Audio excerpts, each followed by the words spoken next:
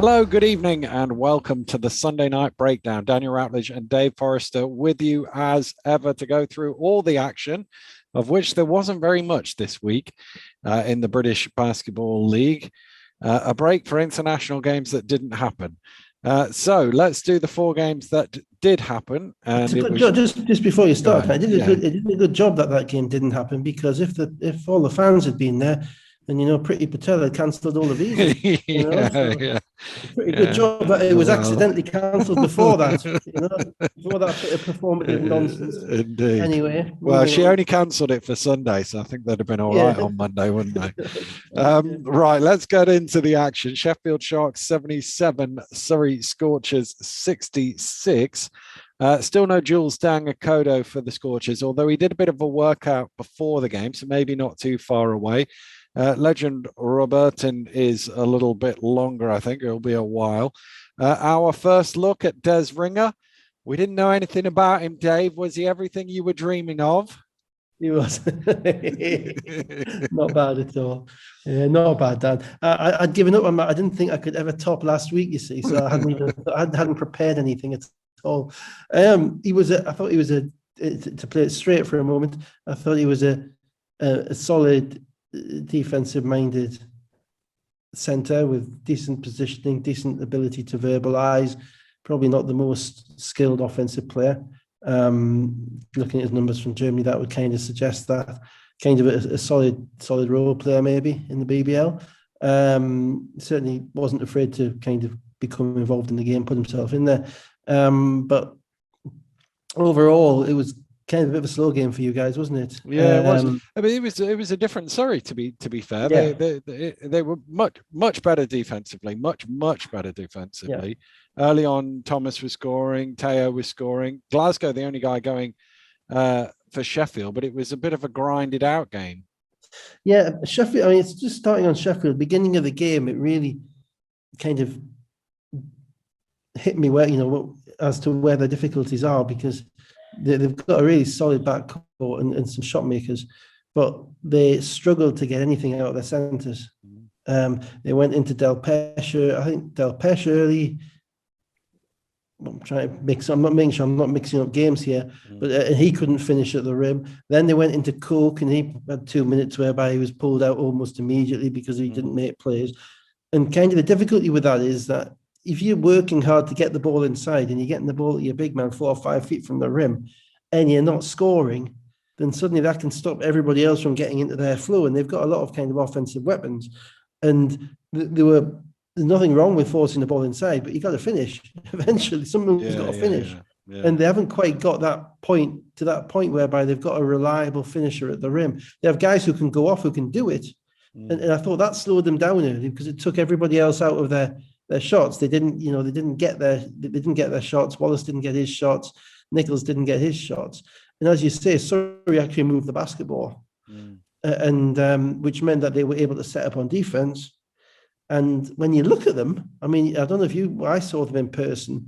The first thing that struck me was this is a pretty solid looking team. Yeah, and I think I've said previously, Teo's like probably the least ripped of all of them, and puts us all to shame that. Yeah.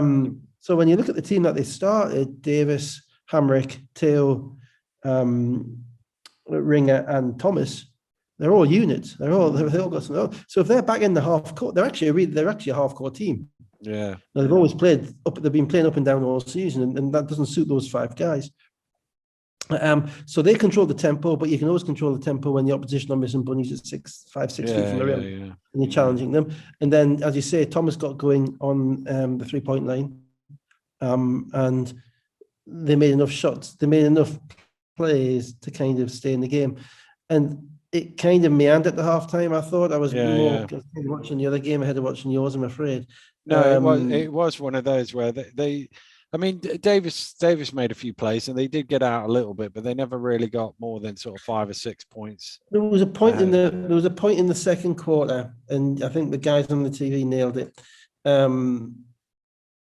where Davis shot 3 bad shots in a row.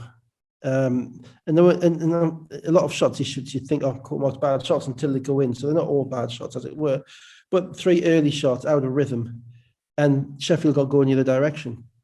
And I think at that point, Creon pulled them out, Yeah. just like, because it's like, if we've talked about the devil on both shoulders before with them, when they ran their stuff and were able to get the ball moving, and he was able to get downhill to the rim, or then Thomas is out on the 3-point line space in the court, then they look like a really, a very or a decently competitive team. But when they kind of degenerate, and it probably happens 2 or 3 times every quarter, and it's always more than one possession. It's kind of almost it's like a domino. One person takes a bad shot, and then Hamrick's thinking, I'm not getting a shot, so he's putting it down and pulling it from 15 feet, whatever. Then their shot quality deteriorated, and worst thing is Sheffield started running. Yeah. The interesting thing was he took him out, and you thought, oh, that's him done for the half, because there was only 2 or 3 minutes left. But then he did put him back in, and going back to I say it as a compliment, he's a bad shot maker in that he can make bad shots, Davis. Yeah. He on the buzzer, he has that, it's sort of knocked out of his hands, and he somehow regains it and hits a 3. Makes an incredibly tough shot to tie it. Yeah, I understand why you put him back in. I don't think I think you've got to ride with him, because his energy is generally good.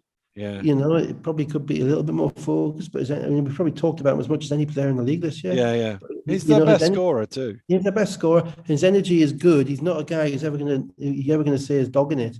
Yeah. So I understand you just basically take him out, sit him down, give him a tap on the shoulder, and refocus him. Refocus him. In the meantime, the one thing that they didn't do was defend Glasgow. They had no scouting report on Glasgow. No. Because the scouting report on Rod is that if you let him pull up and create space to shoot anything from kind of 16 feet out, he's going to beat you. And you have to really crowd him a little bit more and try and make him make plays in traffic, because he's too good a shooter. People think, oh, he's a point guard, but no, he's a scoring point guard. And they didn't do that, and he kind of kept them alive while the bigs couldn't finish. But he had 14 points by the half. Yeah, he did. Without him, they'd have been in trouble at halftime. As it was, they were only down 34-35. Surrey then hit the first 6 points of the third quarter, 34-41. It looked like they were going to go all the way tonight. Oh,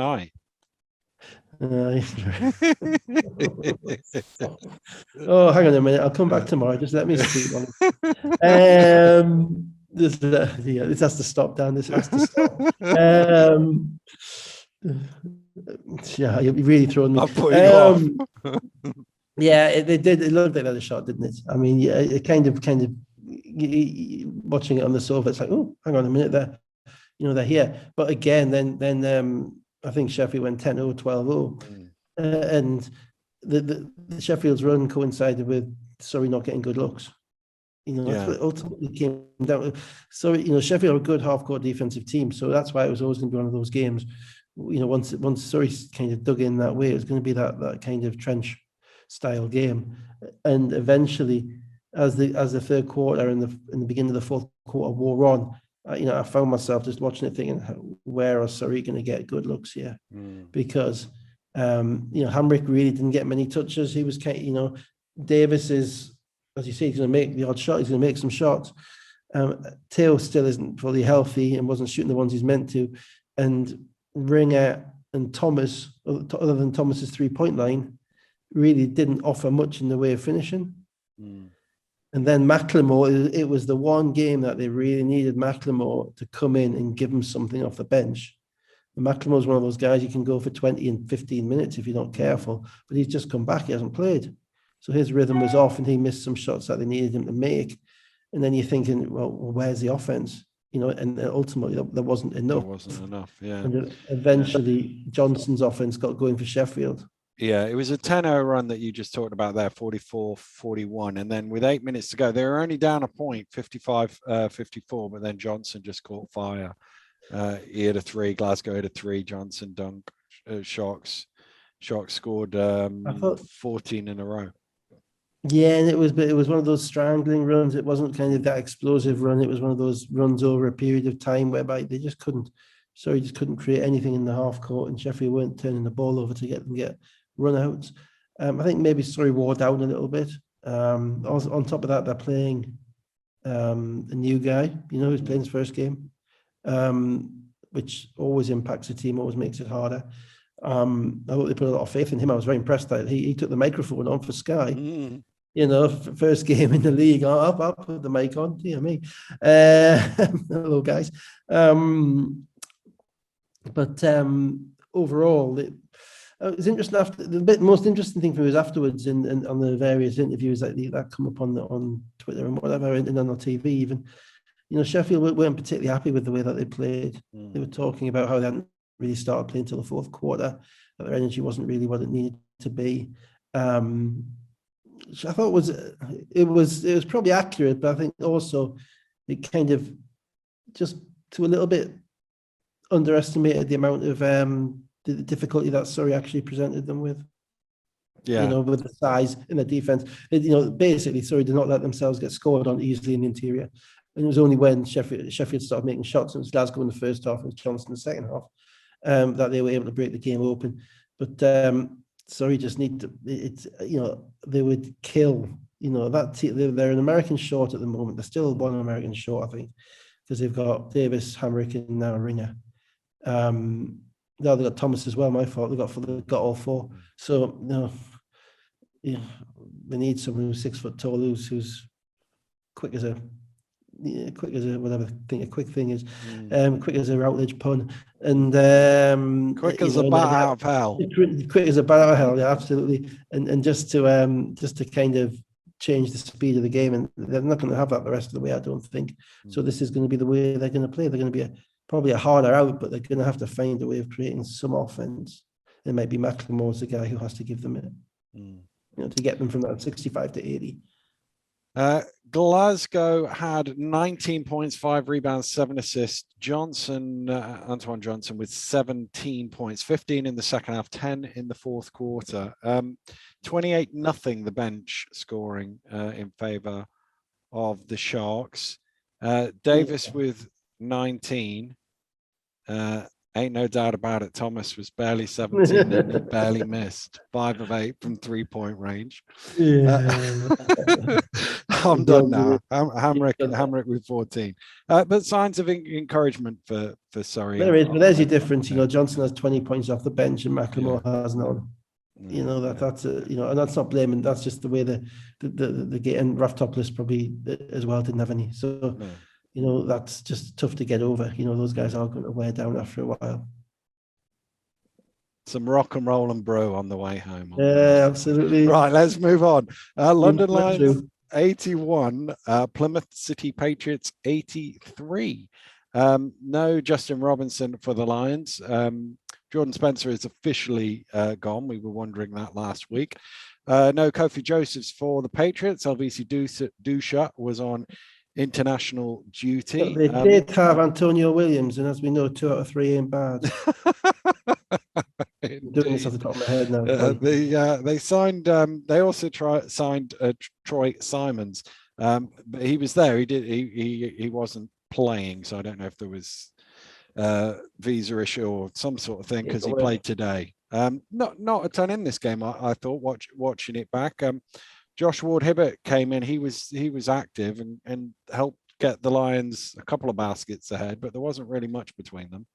Yeah, I mean, just before we start, given that this game is based in London, can I just thank you for agreeing to take over the care and stewardship of this podcast for me?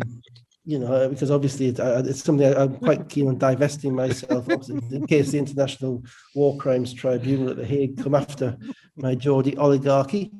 And as such, you can have it for the next 6 months and then quietly slip it back to me when everything's gone a bit quiet, okay? Anyway, we're making up for lack of basketball action with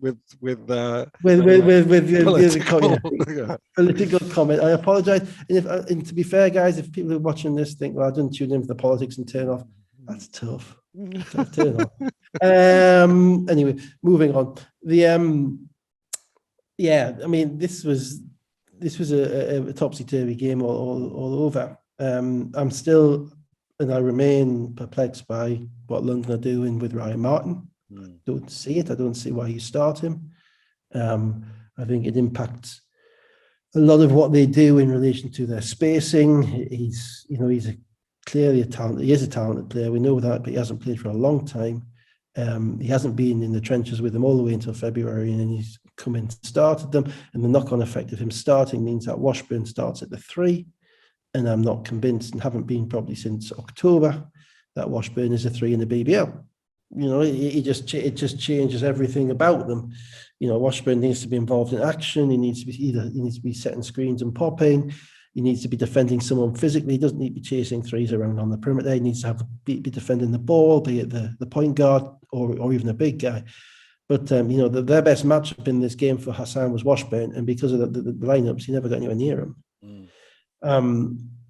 So that still, you know, perplexed me, and it still does. You know, I think Martin would have been perfect as a big guy coming off the bench after Kelly. If you want to give him a bit more of a stretch threat, and you put him ahead of maybe Tawaya in that category. But starting and playing the amount of minutes that he has is kind of blowing my mind. Anyway, that then leads to different knock-ons down the Lions, the bench and rotations, and obviously so too does the emergence of Ward Hibbert, who was exceptional against Leicester, who's earned his minutes, so he has to play. And so then you have all the big guys that they've got at the minute. They got Neighbour, they got Tawaya, they got Kelly, they got Washburn, they got Martin.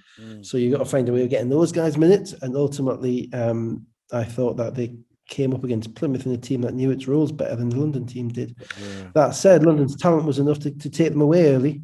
Yeah. You know, and that the only way that. Sorry, go on. I was about to say that Ward Hibbert and Kajini both hit threes in the second quarter, and they were 15 points up not long before half time, 48-33. They got some stops, and here's the thing. I mean, Kyler Kelly in this game was really, really good. Yeah. You know, I mean, he had multiple block shots. 7. He changed probably 4 or 5 more, right? Yet it became clear as the game proceeded that the London Lions were quite comfortable with Kyler Kelly back there, and no one was going to do anything to assist him, right? And what we've said about Kelly, I'm getting ahead of myself a little bit here, because what happened in the second half was Plymouth changed their offensive approach a little bit, and they just attacked them inside, and they threw the ball inside time after time after time. And they didn't really do that as much in the first half. In the first half, they were a little bit loose. A few shots bounced out. London got away on the run a little bit, you know, full of energy, etc. London came out the halftime break like it did days ago, with that starting lineup again, which is the one I don't like, which I thought caused them specific difficulties in their offense. It takes the space away from Reece, and Reece was 3 of 15 in this game. And what Plymouth did was to go inside to Hassan. And he was killing them. The other guys as well. And the other interesting thing was he was killing them, and Nigel was sat there. Obviously, Nigel knows him really well, and was going, they can't leave him one-on-one. They can't leave him one-on-one. He's just going to keep attacking them. I watched the second half of this game back again today, because I've been watching it with the Surrey game at the same time with you guys. So I thought I'd watch it back just to get an eye on it. And there were a number of things. I mean, Cam King played the first 8.5 minutes of the second and third quarter, right? He shot the ball once with 1.5 minutes to go on a kind of a fast break layup. Rashad Hassan, every time he caught the ball, should have seen Cam King's man as well as Kyler Kelly. Every single time. Because you're going to live with Cam King. He can beat you, he can score, but you're going to live with Hassan having to make that pass, King having to gather and finish. I thought Lions scouting to that degree was, or understanding of what Rashad Hassan is, was negligent. You know, because he can beat you. You know, you've said he's got the highest field goal percentage in history of the league, or something close. Second. You know, and it's not on minimal attempts. No. And they're not all dunks. You know, he can beat you, and if he touches the basketball in the paint, he can score. And whilst Kyler Kelly can defend people flying in from, as far away as Moscow to get across the sky, he can, Kyler Kelly can defend anything coming into him with his wingspan. He can change shots. As we've said before, the Mo Walker thing, once you get your shoulder into him, you create a bit of contact. It's harder for him because his arms have got nowhere to go. You can't block shots at close distance, so you go into the body of the shot blocker. And Rashad Hassan, who has the ability to finish on both sides of the rim and also used as the rim as a protection as well, was able to do that. And the fact that at one point, I think on like his fourth or fifth basket, you look at it and you've got Cam King's kind of spaced out 18 feet to the corner, and you've got Ryan Martin actually moving away from Hassan to guard Cam King in case he's worried that Hassan's going to drop a bounce pass to Cam King for an 18-footer. And I'm looking at it thinking, this is just, this is nuts. You can't let these guys do this to you. You've got to be smarter than this. And the first, apart from one jump shot that Hassan made on Kyler Kelly in the third quarter, the first basket outside the paint they got was Plymouth got in that run where they took a 15-point run into London. Was 4 minutes to go in the fourth quarter when Joe Hart made a three. Everything else was in the paint. Now you tell me how that can happen. Because it's all defense. I mean, we like to talk about offense, who scored this. At the end of the day, it's all defense, about winning games and winning stuff where it matters and getting stops where it matters. Plymouth got confident. You score at the rim, you get confident. Well, because the other thing is the only way they stopped Hassan was Hassan stopping himself by getting that technical with 5 minutes to go in the third quarter, and he had to sit down. He had 20 points off 11 for 15 shooting at that point. When he sat down, they were still behind, but they got back to 55. And as you say, at that point, Plymouth are up and they're in this game. They're feeling good about themselves, and London's spacing is just gone. And London's lineups, I went back and watched them again. You know how many minutes Kajini and Dirk Williams played together in the second half? No. 9 seconds. 9 seconds. The last 9 seconds of the third quarter.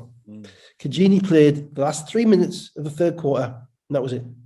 Now, Kajini is, for me, the sixth. If you take away all the Leicester guys who are a bench on their own, and you may not be able to pick one, Kajini is probably the sixth man of the year in the league in relation to what he brings to that team. Because of the minutes that Martin is getting, because of the minutes that Ward Hibbert has earned, because of the balance to the team that they had, they didn't have Williams and Kajini in court at the same time at all. And Kajini played 12 minutes in this game, which again is another thing that absolutely blew my mind. And there's a shot actually, if anyone wants to go back and watch the video of him on the bench with about 3 minutes to go, and he's a little bit separate. He's the last one down the bench, and he's a little bit separate from the rest of them. And that might just be because the guy who was sitting next to him was on the court. But even so, it's like, this guy's won you games and will win you games, and is probably, if I had to name a player that I was most scared about as being able to take a game away from you like that in the BBL this year, it would be Kurtini. He is that level of a shooter. You never saw the floor in the fourth quarter. Which just the other interesting bit, and again, it was interesting listening to Nigel giving his insight into London. Obviously, at the start of the fourth quarter, basically at that point, Plymouth was just Antonio Williams. Basically, he just had the ball and he was just scoring. And I can't remember who else was on the court, but I know Hassan definitely wasn't on the court. I don't think Graham Bell was either. And basically, Nigel was saying, at this point, you only need to stop Williams because nobody else on the court is a threat at that stage. And they didn't have Reece or Martin on at that point. And it was almost like that's the guy they need to focus on, and they just allowed him to do what he wanted to do, I thought. Well, all his scoring was at the rim, or within his kind of 10 feet. He's got this lovely little kind of pull-up 10-footer, really, really smooth. Got the bounce off 2 feet to get, if he gets in the lane, to finish on 2 feet. But he's also got that kind of control coming off that bounce, whereby he can pull up and shoot the 10-foot, the 12-foot. He never made a shot outside of 10 feet. London went through. London, rested Reece with Lockhart. So Andre, who hasn't played for months, to be fair, he hasn't played for months. He's suddenly played in the fourth quarter of what is a really competitive game. And Kajini isn't. But that's because coaches think, well, we need a point guard on the court. I need to give Reece some rest, but Reece is struggling because he's 3 of 15 because his spacing isn't quite right.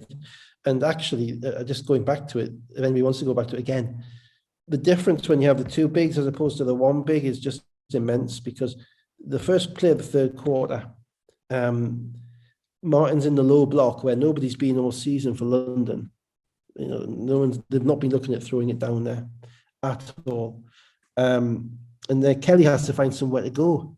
So what Kelly does is what a big man's meant to do, which is to flash to the high post, catches the ball in the high post. He's got an 18-foot jump shot, but that's not a shot that Kelly's been taking regularly all season. And there's nothing else there. So what he does, he dribbles to his right, he spins to his, and he turns the ball over. And that's all because of the lack of spacing. Now, the moment that there's only one of them in the game, be it Martin or Kelly, the very first time that happened, I think it was about 2 minutes to go in the third quarter when Ryan Martin came out. Kelly's on the baseline, Reece throws him a lob, there's a dunk. Because he's in that space, he's where he's been all season. So they're changing the whole style on the fly, which is tough. And it's particularly tough when you come up against a motivated, drilled, resentful, aggressive, fear no one Plymouth team. And maybe their confidence is becoming a little bit more rational as the weeks go on, because they are locked in, they are playing for each other, which is really, really noticeable. That I love what Joe's given them, Joe Hart, just because PJ hardly takes them off the floor, and obviously we've talked about Raoul Graham Bell already as well. But it's just like there was a level of belief that we can win, which wasn't matched by a level of belief from London that they could lose. Yeah. That's a good way of putting it.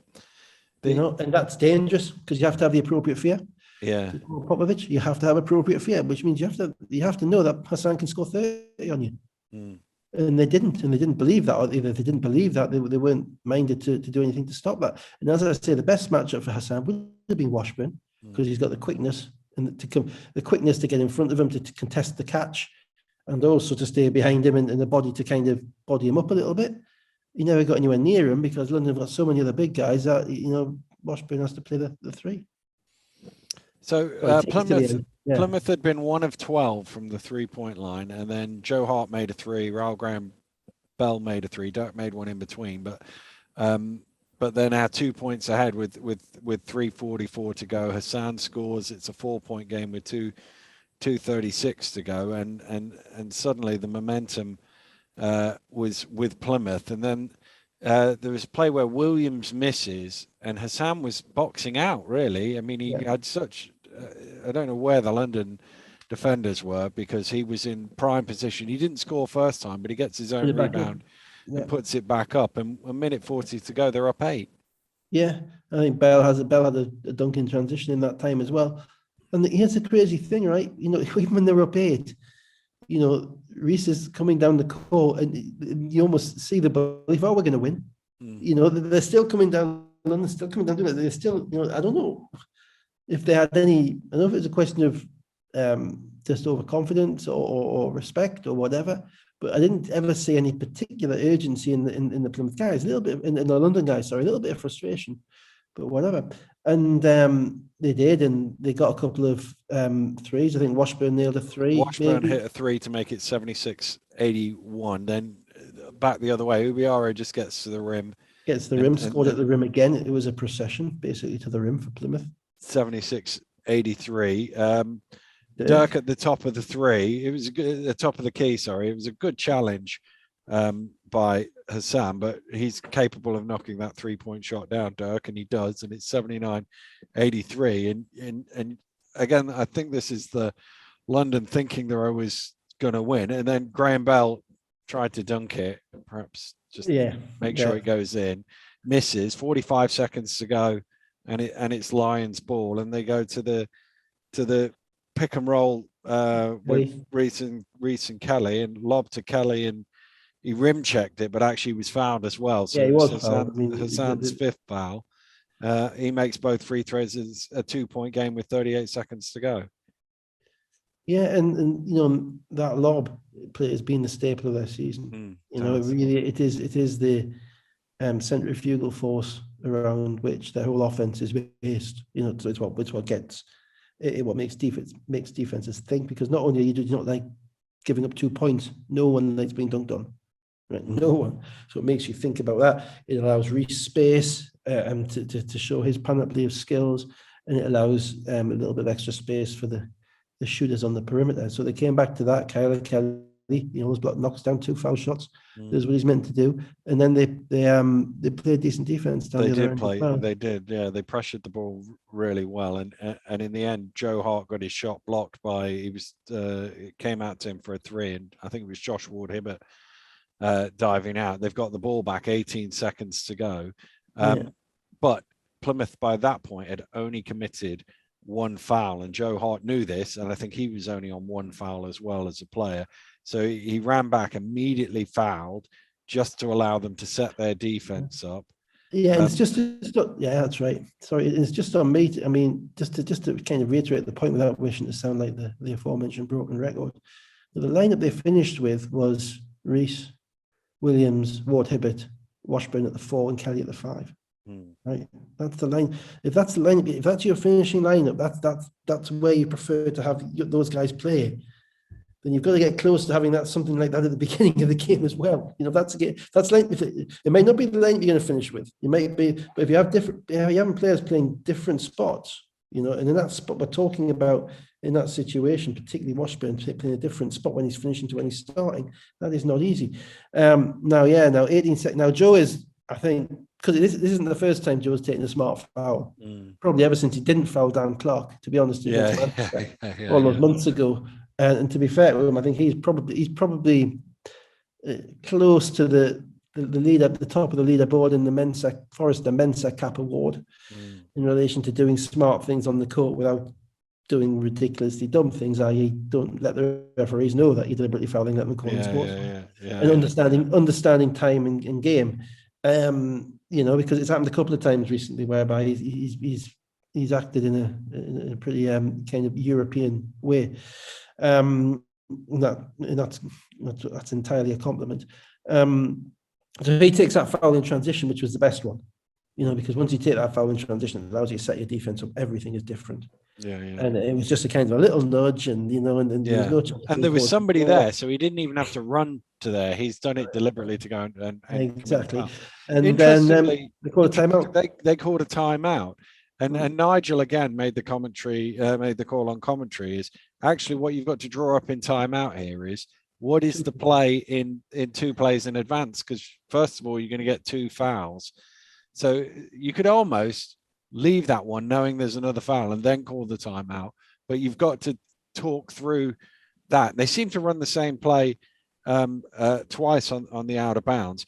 But I thought actually what happened on that first one was they took a little bit long in doing that. It was into Kelly and he hands it off to Reece, and it took them a little bit long, which allowed Plymouth to let 7 seconds go off the clock before they commit the foul, which then shortens the amount of time you're going to have after the next foul. Yeah, and on top of that, Reece didn't come off of that handoff from Kelly with any advantage at all. So if you're going to be it's kind of a bug. It's a bugbear with me, and it's across the league. It's not just London and anybody else. It's across the league. It's a bugbear with me that, if you want Reece to have the ball, just give Reece the ball. Right? You don't need to take 5 seconds. Reece is an American pro point guard, played at a high level. He knows how to get the basketball. If somebody then steps up and face guards him, a little bit like Manchester did against Cranwell last year, if you remember, then you throw it to the big, and Reece can go back door and attack. Yeah. But instead, they threw the ball at Kelly 35 feet from the basket where he is no threat. They haven't really, Reece and Kelly don't really run handoffs. If you watch the games, they're not, it's a lot of screens, but there's not much dribble handoff from Kelly, because Kelly's so big, you don't want him handling, you don't need him handling the basketball, And as you say, by the time Reece came round and there was a little bit of denial, and Kelly's then got to make that pass under pressure, which is also potentially fraught with danger. And you see, it gets to 7 seconds. Yeah. on the clock with and then Joe Hart does again the smart thing and he commits a foul and bang, you're back to where you started, and you haven't got a timeout. Yeah. And if it reaches your guy, give him the ball. Yeah. Let him make the play. The interesting thing on the one that ends up with the shot at the end is it was Williams who ended up on him rather than Hart, and I thought Williams was a half a step away from him in some ways and sort of made a half attempt to foul, but didn't really, not enough, which meant that Reece did eventually get a shot off. Now King challenged it well enough, but I think if Joe Hart was there instead of Antonio Williams, Joe Hart commits a foul and they get another sideline. Maybe. What I will say is that, for all the times this year, we've kind of sat there going like this, pulling my hair out in relation to big guys not stepping up on the screen and giving up threes when it didn't matter. I thought King played it brilliantly. Yeah. He was right there. He was on the 3-point line. He jumped up, he got a hand up, he didn't foul. I thought he couldn't have played better defense than he did. And that's sometimes everybody likes having a 7-footer back there who can block shots, but sometimes you need a mobile 6'6" guy who can get out there and challenge shots without fouling. It's just as important. And the reality was it wasn't a good shot. But it wasn't. If you've got the ball with 14 seconds left, you would like to hope that you would see something a little bit better than a guy who's 3 for 14, chucking up kind of an off balance, tough jump shot with a hand right in his face to win the game. It really wasn't. And the other thing, I'll just say this because I have to make a point of it.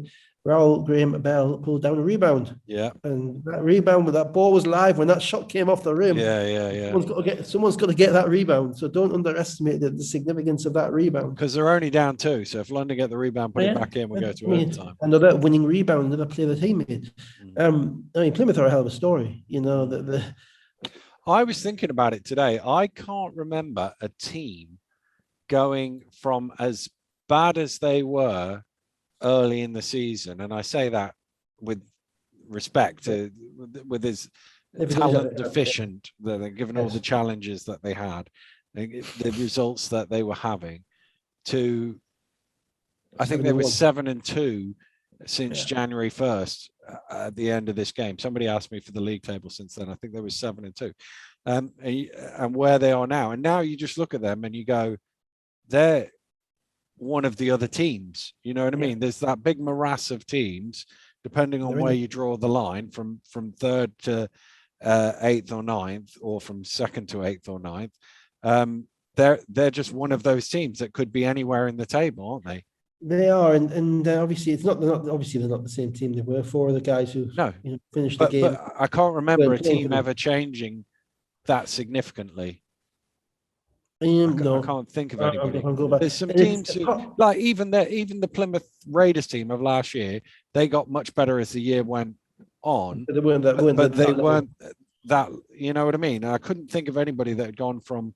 There's two things that come into that. There's 2 things that come into that. The first is obviously that they couldn't have Americans early on, they could get Americans, which gives them a significant chance to upgrade their roster, which possibly other teams wouldn't have had in the past. Who started off early, they've had maybe not the money or whatever.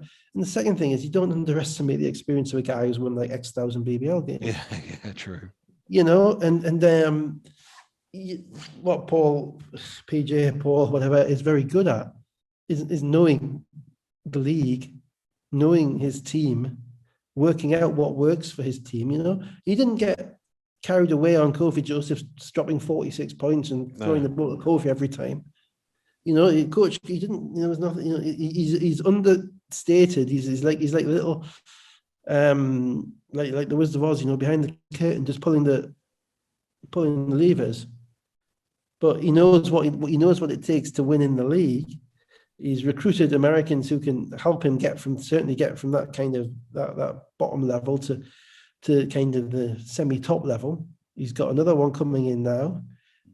He's still got space for one more if they've got the finance, but they probably don't need it because they've had to recruit good British players early. They keep their team going. So, but it's how you use them and how you build that unit and how you build the commitment to each other through the difficult times, and how you assess the player's character and personality, and how you put them into the position whereby they can all succeed. Yeah. So and he's done that, incredibly well, and that's why they've built the run that they have. So, there is in every sport, experience is kind of sometimes talked about. Oh, he's very experienced, as if that means his legs are going to fall off and he can't run anymore. But there's a hell of a value to it. There's a reason why Sam Allardyce kept getting football manager jobs, because the value to experience, you might know what you're going to get, but the value of the experience of having been there, done that, knowing what he needs to do, not to be the best they can be at the end of the season, but to win the next game. He knows how to do it, and to the point whereby you don't look at them and think, oh, what's he doing? Why is he in the game there? Or what's going on there? If he has to play a guy 40 minutes, if he has to play Antonio Williams 40 minutes, Antonio Williams will play 40 minutes. And that's something you learn. You don't learn that out of a coaching book. You don't learn that when you're in growing up. You only learn that by coaching games, and the feel of the game is kind of, I can't take you out today. Yeah. And there's times where there's times where on the sideline you have to be a bit of a con man. Yeah. So if Fletch comes up to me and says, Dave, I'm tired, it's like, give me 1 more minute, Fletch. Well, there's only 2 minutes to go in the quarter, so I'm going to get 2. And after he's got 2 minutes to sit down, then he's going back in. And so you just have to kind of find a way of just maneuvering them and manipulating, because you're thinking, no, you ain't coming out. Sometimes it's a bit of a kind of a cover up. When a player says, I'm tired, I better bring him out. Keep going. You're doing all right. So yeah, and PJ, I think PJ, we haven't talked about him really much on this show this year, but you can't underestimate 7-2 or 7-1. And more importantly, I mean, let's be just to finish off on this, right? 3 weeks before the season, Plymouth didn't have a team. Yeah. London were in Serbia. Yeah, right. They were touring the continent on a budget probably for their pre-season tournaments, which is probably at that point the equivalent of what Plymouth's budget was for the whole season. Yeah. Right. Now, by the end of February, they've gone to London and they've beaten them. Yeah. I mean, I was thinking today. I didn't look it up because they didn't win, but obviously they played again today. Yeah. I thought if they took the head-to-head, I wonder because they played, was it first game of the season or something? The one where Kujini hit 7 threes or something. Yeah, exactly. And if you'd put £5 on them winning the head-to-head on that, would be if anybody would offer those odds, but no, just incredible. So we've got to do this game again. So let's wrap up this version of it. Dirk Williams 20 and 8, Washburn 16. Kyler Kelly had 12.6 rebounds, 7 blocks. I've got stats going back to 2008. It's only the 12th time somebody's had 7 blocks in a game. Prince eBay was the last one. Last January he had 7. Nobody from the Lions has done it in that time. Hassan had 28 points, 11 of 19 shooting, 10 rebounds as well, 5 offensive. Williams 19, Ubioro 15. You talked about points in the paint earlier, 56, 24. How many points did he have in the game? 85? 83. So 56 out of 83 in the paint. Yeah. How many foul shots? Have you got that down? I haven't got that down, no. Oh, well, probably under the 8 or 9 foul shots is a minimum, I would have thought. Yeah. It's just ridiculous. How can you have a team with the physicality and the bodies that London have and give it 56 points in the paint to get to a team whose biggest guy is 6'6"? I mean, come on. So let's move on to today's game, and we have Plymouth City Patriots 73, London Lions 77. So we'll carry on the theme.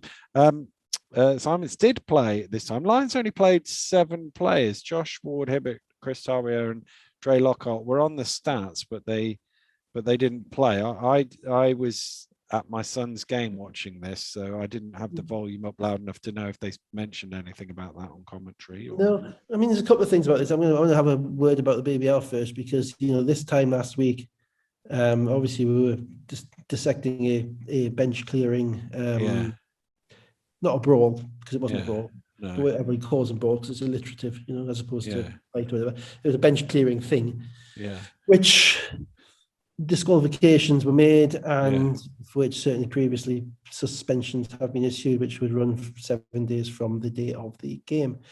Having talked about it last week, I don't really think anybody other than probably Evans should have been suspended. What I don't particularly appreciate is the fact that no one said anything about what's going on at all. I think the league should be, at the very least, have put out a statement saying that the matter is being investigated, or it might be being appealed, or something like that. I guess that some of the disqualifications are being appealed, which is why nothing's happened. But just to leave it kind of standing, I'm afraid, isn't very good. Not because it's a matter of interest for all of us. It is, who are interested, all 12 of us. As to what the rules are. There was a lot of people listened last week, Dave. I have to say. Really? I have to do a bit more self-promotion. It doesn't sit nicely with me, Not a fan. But maybe it may have even been one or two who agreed. You maybe. They just came for the meatloaf puns. They came for the meatloaf puns, indeed. Right, R.I.P. Anyway, first concert I ever saw. Long story. Now, so I'm disappointed that there's nothing come out just to say that these people are disqualified. Matter's been reviewed by the league in relation to suspensions this week. It should have happened. But anyway, so moving on. It clearly hasn't, because the whole Plymouth team is there. Fine. And the game starts again, and it's a better game for it. And there were times in the game. Sorry. Kind of started like the other one finished. Plymouth on top. They jumped out to an early lead. Well, again, London started with their big lineup. The first possession of the game, London counted it, made 12 passes, and a shot clock violation. So the space, it's great to get ball movements, but you got to get a shot somewhere on the line. And the more times the ball touches everybody's hands in 24 seconds, the more likelihood it is that someone's going to catch the ball where they're not ready to shoot it, So you want to have your players getting into a rhythm and your players attacking the right way. And I thought, certainly, the first 5 minutes, London couldn't score with that lineup on the court. Now, what happened in this game was that Plymouth also, I think London took Plymouth a little bit more seriously defensively, and paid a little bit more attention, possibly to the scouting report. And probably because Plymouth talk a bit, and so I imagine it got under London's skin that they got beat there, and there was certainly a bit of yabbering going on during the game, and so you're happy to see that. And Plymouth really didn't have much in the way of consistent scoring either, so couldn't separate themselves from London early on, even when London were going through their droughts. It was actually Ryan Martin who actually made a couple of threes. Certainly made 1 3, playing as a stretch 4. Playing right out on the 3-point line, which is where they've had guys like him all season, who kind of opened it up for London a little bit, actually, in the second quarter. Well, the start of the second quarter, Ubiaro hit a couple of threes and got them out to a 9. London went to a zone, and I remember that. I'm watching that back now. I'm thinking, why you've got 7-foot centre, you've got. You're playing. I looked at the Plymouth team that was on the court at that time, and they weren't the most zonable team. I think Joe was on the court, and Raoul Grimm might have been on the court. And you're thinking, and Denzel's probably the one you would give up the 3-point shooting to, but he is a better 3-point shooter than people understand now, because he's not the player he was 2 years ago. And they gave up both threes to Denzel off one pass from the top of the zone. And I'm thinking, you've got enough. You can defend these guys, surely. Surely you can defend these guys fair. And maybe they were protecting the paint. Maybe James was protecting the paint because they'd been killed on Friday night. But okay. Lions came back with the next 8 points in 1-point game. It was pretty close from then on. I almost, because we spent so much time on the first leg of this, want to spin it through to the end. It looked like fourth quarter, the Plymouth were going to pull away from it. You had the Graham Bell dunk. Joe Hart hit the 3. They were up 10. There was 5.5 minutes or so to go, and it basically looked like London had fallen off a cliff, to be honest with you. Well, it did. Now here's a Muppet here tweeted that London looked broken and then they fixed themselves. So sorry guys. If you listen to this with the expectation of any level of ability to foresee the future, then don't. This is very much about Captain Hindsight stuff. So yeah, they did look broken. Though I thought. But the biggest stat in the first half, Genie played 15 minutes, played 12 in the whole game on Friday night. Yeah. Right. And I like what Josh Ward-Hibbert gives you a lot, because he is the guy you jack of all trades who's going to give you something everywhere. Yeah. But I want Cagini on the floor. I want Cagini on one side of the floor. I want Dirk Williams on the other side of the floor. Because if those two are out there, and I've got someone as good as Reece pulling the strings, and someone as athletic as Kelly finishing at the rim, and Kelly had a dunk in this game, by the way. Oh my goodness! Oh my goodness! Whoa! Which even compared to one of the ones he had in Saratov, you get to the point with doing this thing whereby you watch an unbelievable amount of basketball every so often. The eyes just pop. It was one of those ones where double. It's like an injection of adrenaline. What just happened? Jesus. I did it with parents sat around who were paying more attention to the game out in front of them than I was, and I just went, "Whoa!" like that. They turned around, and nothing had happened on the court in front of me. Yeah, so he did. But when you've got that, and you've got those two shooters, and you're then 10 points isn't much. Yeah, And in this game, basically, Cagini came in the fourth quarter and potentially single-handedly rescued. I mean, the way that James Vier, Robert Youngblood embraced on the buzzer when they won this game told us how important it was to them. Yeah. And it's crucial, not just because they won a game, but it's crucial in relation to the mentality. I've been there in games like that, particularly when you win on the road. Plymouth is very, very loud. It's dark. It's really difficult. It's a really kind of in-your-face environment. And to come out of there with a win, with everything that's going on, it can really kind of fast forward your team. It can inject a bit of something into your team and carry you through the next month. And it was Cagini who did it, because he basically made shots like he was playing in a playground. And Plymouth eventually got a little bit playing without LVC. So PJ blinked a little bit, I thought, with 2 minutes to go, because he took Denzel out and he put Trey Simons in, the new guy, Troy Simons, sorry. And so I remember let me just get there, because it was 71-63. Obviously, with 5:40 to go, they only scored 2 points in the remainder of the game. Reece 3, Cagini scored 71-66, 4.5 to go, and then Williams quickly drove the other way, 73-66. That was their last score of the game with 4:16 to go. I thought with one to get to the point where you were, I thought Cagini, huge offensive rebound off a missed shot, and then the ball worked its way around back to him for a mid-range jump shot, which took it to 1 point, 73-72. And I sort of thought, if Plymouth had got the ball there, that might have broke London there if you come down the other way and score. But as it was, they'd cut it to 1, and then Simons, who, as you say, just come in, I thought he took a bad shot with 140 or so to go, and then Dirk comes the other way in transition and gets fouled. I mean, it's interesting. I get exactly what PJ was doing, because, as you say, they hadn't scored for 3.5 minutes. So he's looking and thinking, hang on, I've got this American guy on the bench who's just made a couple of deep threes in this game. His first game, he's averaged 13 points in Division 1. I might need him to get me a bucket. Okay.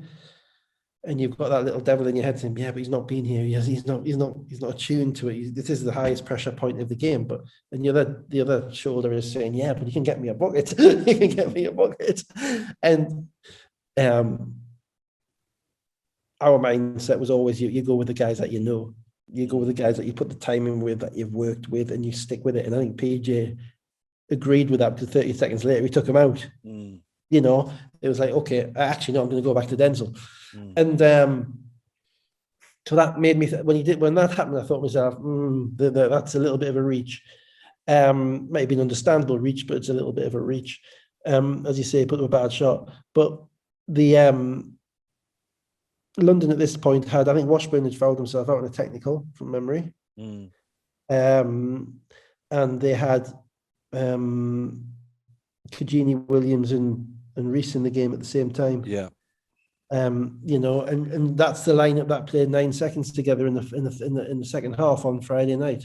And that's the lineup which ultimately, dragged them back into this game, because they were able to make shots.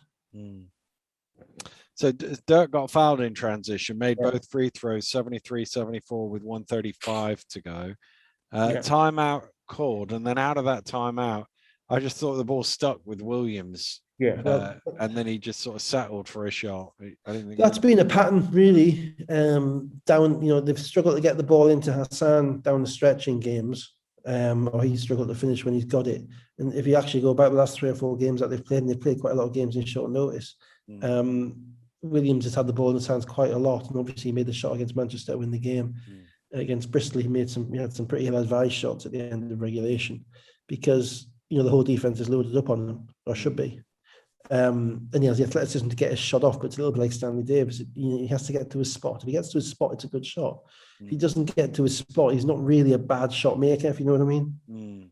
He's a guy who gets good shots, whereas if he has to shoot bad shots, he's not as great a shooter. You're right. And then I think London came back down. Came back down. Hart committed a foul. Hassan got his 4th, but they weren't over the limit. Neighbour had a 3 rim out on him. So just to absolutely pile onto this theme I've got, right? Reece, Williams, Cugini, Neighbour, and I think it was Ryan Martin at the end because Kelly had fouled out, I think. I can't remember. Kelly had fouled out. So Ryan Martin playing at that 5 spot. Reece, Williams, Cugini, Neighbour, defend that. Try. You're right. You've got that's not a lineup I saw at any point on Friday night. And so Will Neighbour got a decent look on the wing, right wing, missed it. Just sort of went like that, came out.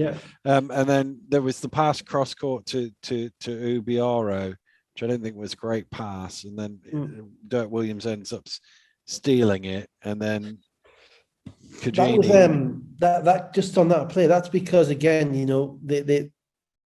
this is where they need Alvisi more than anything else. This is where they miss Dusha, because Dusha at that point has got the ball in his hands. And he's, Williams is still more of a scorer than a facilitator.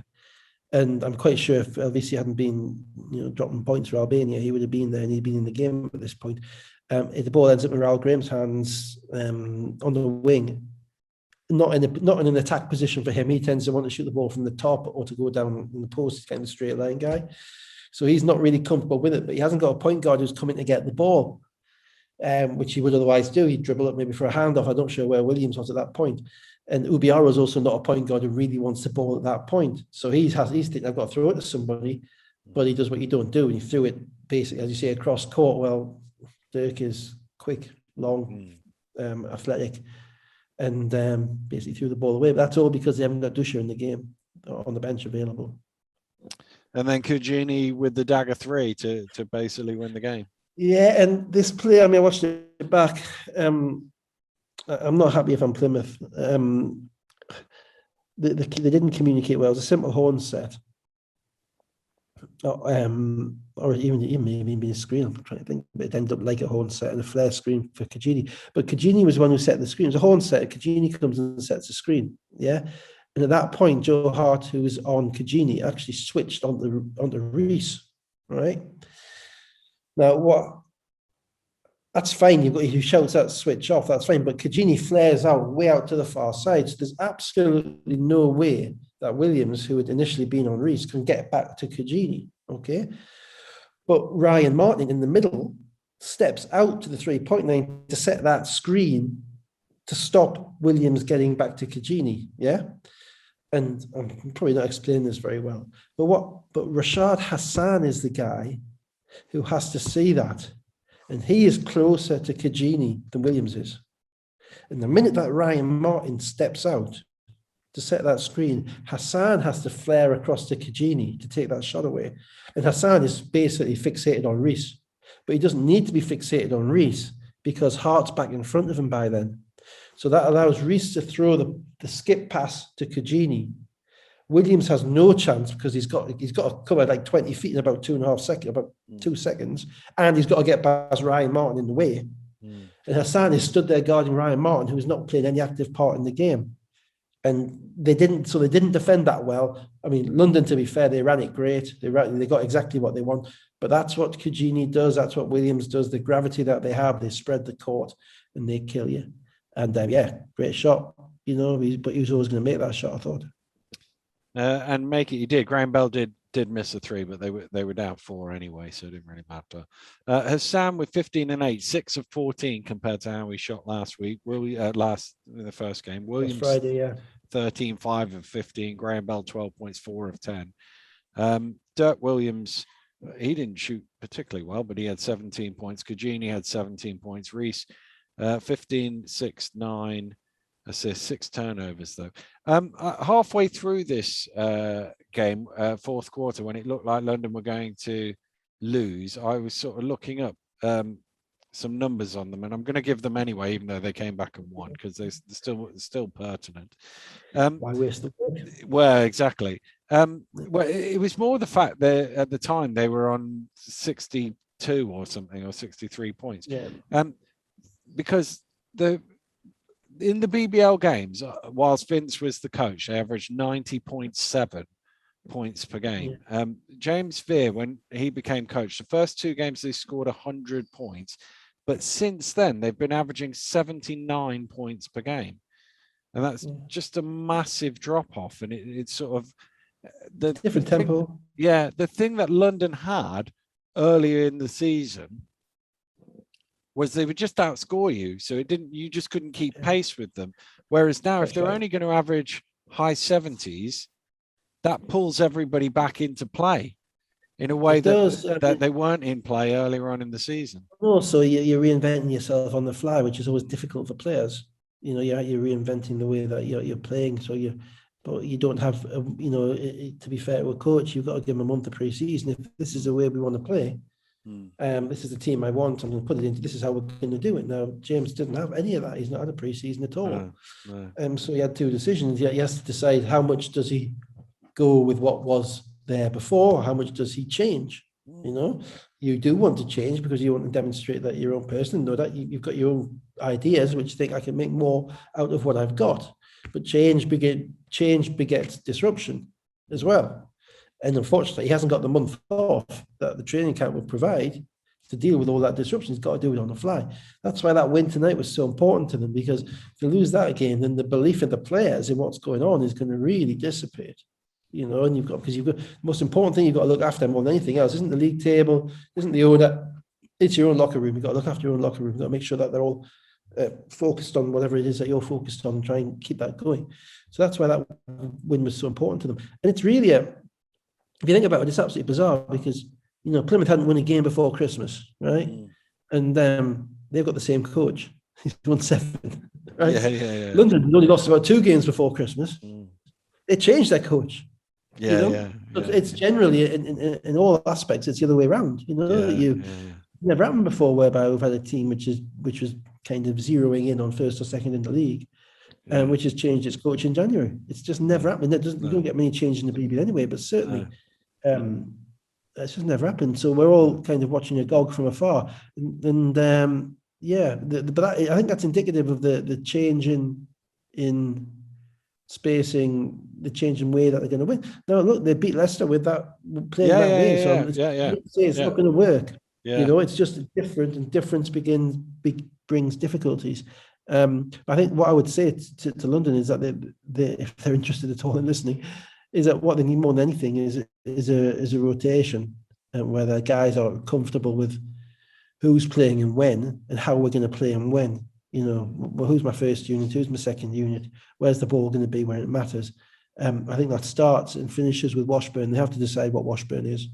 I don't think you can toggle in between the 3 and the 4 the way they are consistently, because I think he brings so many different things to either position. It changes the whole aspect of the team. It's nice to be able to play a lot of different ways, and if James can pull that off, fantastic. Where you can have a big unit, a defensive unit, a shooting unit, and all of that stuff, and use the right ones at the right time. But that's tough to do, and they haven't got many games to do it in. So we'll see. Let's go to the last game. Glasgow Rocks 71, Glasgow Rocks 78, Sheffield Sharks 71. Ali Fraser has finally had his operation, so he wasn't available, but this was flashbacks of Sheffield of a month or so ago, the team that couldn't put the ball in the basket rather than the one we've seen in recent weeks. Yeah, it was very Sheffieldy, wasn't it? I don't mean that, I mean in a harsh way. It's just every time you think they've turned a corner, they kind of peek around it and think, no, not quite yet, and drop a game that you would prefer that they didn't. And I thought coming off the fact, I thought winning ugly on Friday night might help them. Yeah, it might kind of focus them on this game. But it really, they had the same issues. They didn't finish at the rim early, and they really never established themselves. I thought, to be fair, I thought Glasgow started off and did a really good job on Glasgow. Glasgow did a job on Glasgow, and I thought starting with Johnny Bunyan and Jordan Johnson, I thought really helped Glasgow. You know, I think that's a lineup that it gives up size, but so what? You know, it gives you reliability, it gives you ball handlers, it gives you people who can shoot, and it gives you knowledge of the game. And to be honest, I thought if Glasgow also struggled inside, and they couldn't get anything from Johnson, right? Vance Johnson, either, and it was a pretty mundane first quarter as a result. You know, there wasn't really much in the way of shot making going on at all. No, I mean, Glasgow had a 9-2 start, but there wasn't really anything in it. And then in the second quarter, Hillsman and Johnson hit threes. They got 29-19 ahead. Sheffield pulled it back, but that was kind of the pattern of the game. Sheffield pulled it back without ever really looking like they were going to get on top of it, and then Glasgow would edge away. They scored the last 5 points of the first half, and they were 44-37 ahead, and it was just more of the same in the second half. There was a little bit more transition from Glasgow. Harris got a little bit in transition. Johnson got a little bit in transition, which helped them. Again, Sheffield's big struggled. You know, in comparison with what you would want them to do around the rim. Glasgow looked like a team searching for a bit of belief. It's easy to say that on the basis that they lost so many games in a row, therefore they must be, but just, you know, the times that they had the chance to put their foot down on the game, they couldn't sustain it, as you say. There was times you think they're going to put this game away, but then they went into droughts. Hillsman is an important player for them, particularly with that group, because he was outside shooting. I didn't think the lineup with Johnson and Jack Donnelly worked. It gave them decent size, decent rebounding, but offensively it made it very cluttered. And Johnson's got to finish. Bottom line, you know, he's probably the biggest guy in the court. Outside the court, and he's over 8. You know, Jordan Johnson got him a couple of layups at times which he couldn't finish, and it's like, you have to finish. Gareth looked a bit peeved off during the game. He got a couple of quick fouls, wandered off. You know, he looks like he's kind of stuck twixt in between coaching and playing. You know, because at this point in time, you know, Vance Johnson is not a better option on the court to Gareth Murray, you know, but Gareth's the coach, so he's got to try and get these guys going so they are better options than him, and that can play havoc with your head, you know. And it was but Sheffield would just because Glasgow took away Rodney Glasgow's attack at the rim, attack on kind of jump shot. What Sheffield became a little bit un-Sheffield like, and every time Antoine Johnson came in the game, he was shooting the ball. You know, and he was making some shots, but it became very kind of, I'm the go-to guy, I'm the sixth man, I've got to come in, I'm going to get my shots up. Which isn't really, and the shots that he shoots are shots that he makes, but they're generally like contested, like 18-footers, 20-footers off the dribble. You know, he's a really solid scorer. But those shots are shots whereby everybody else tends to be standing around a bit, or because they've got to the end of the shot clock and they've not created anything else. So that kind of takes away from their movement with everybody else, and the bigs don't really get into it. And I think they're going to have to be a little bit careful of that going forwards, because then they got refed out of it a little bit. They committed some cheap fouls. The refs were calling a lot in this game, and everybody ended up in foul trouble, which changed kind of the substitution patterns of the coaches as well, which I think meant that the teams couldn't get into much rhythm, which meant it was still this staccato 4, 5, 6, 7 point game. Yeah. So I mean, the decisive bit of the game, really, fourth quarter, 63-59, Hillsman 3, Rocks had the next 7 points. They were 11 up, and that was basically that, and a big win for Glasgow. They needed that with the semi-final coming up. I mean, they showed a bit of pride, didn't they? I mean, compared to, you know, their defense was actually, you know, on point. And by the one thing by starting the two big guys is that it does, you know, presents you with kind of a bit of a wall, and those guys are, they're active, and Jack Domi and Vance Johnson are active and they can defend. And it gives you a bit of physical presence, which Glasgow have desperately missed. And it kind of changes from being kind of Fraser surrounded by a bunch of shooters to being a bit more of a snarling, kind of aggressive defensive team, which may be what they need to be. Jordan Johnson's still a key. He got going a little bit in this game. He made some back kind of going end to end. Probably still not looking for his jump shot as much as he had been earlier on in the season. And obviously Hillsman, if Hillsman is healthy, is a guy who can make shots to break a game open. Sheffield, I think it's probably a game which kind of settles where they are at the moment. They're in that mid pack, and if they're going to have to get better, if they're going to make a run out of that mid pack, it means somebody's going to have to. Someone's going to have to make a run to finish second. To be honest. And I mean, at this point in time, I'm not putting London in as a gimme for second. You can't. So anybody who is able to put some wins together and actually elevate their level of play, and the only teams who've done that recently are Cheshire and Plymouth. But I think Plymouth had a lower base, so they've still got to elevate a bit further. Cheshire had a slightly higher base; they've got to continue it. But it's going to be: is it going to be Manchester? Is it going to be Sheffield? Is it going to be Newcastle? Who knows? Is it going to be Plymouth? Glasgow, whatever. Someone's got to do it. I'm not sure if anybody can. So it might end up having this ridiculous situation where Leicester win the league after 21 games. I'm just doing the maths on that. Yeah, I suppose it might be possible. I doubt. Yeah, about 20-1 after 21 games. Then everybody else has lost. If everybody else has lost 7 games, then it's done. Yeah. I'm not saying London will have lost 7 games, but that sounds all a bit facile, but that's utterly critical in relation to playoffs. Yeah, it is. Yeah. Because the hardest thing in the world to win the playoffs is when you've been going toe to toe for the league for the last 3 or 4 weeks of the season, as opposed to having 3 or 4 weeks with your feet up in what would it be? Melton Mowbray? I don't know what's the Leicestershire touristy bit? I don't know. I don't imagine Russell will be paying to go to Mark. Yeah. Right. Okay.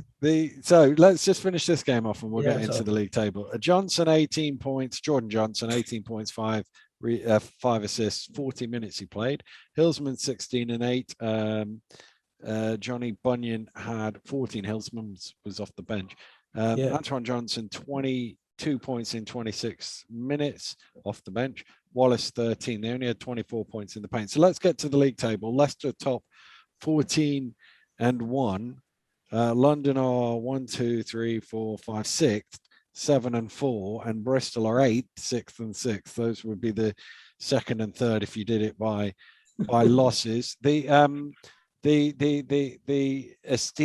My esteemed colleagues on Sky Sports said the league title is over on Friday. Would you agree? Yeah, I saw that. I mean, the ratings dropped then, didn't they? I mean, they haven't got the selling thing off, have they? Yeah, no. This honesty rubbish. Yeah,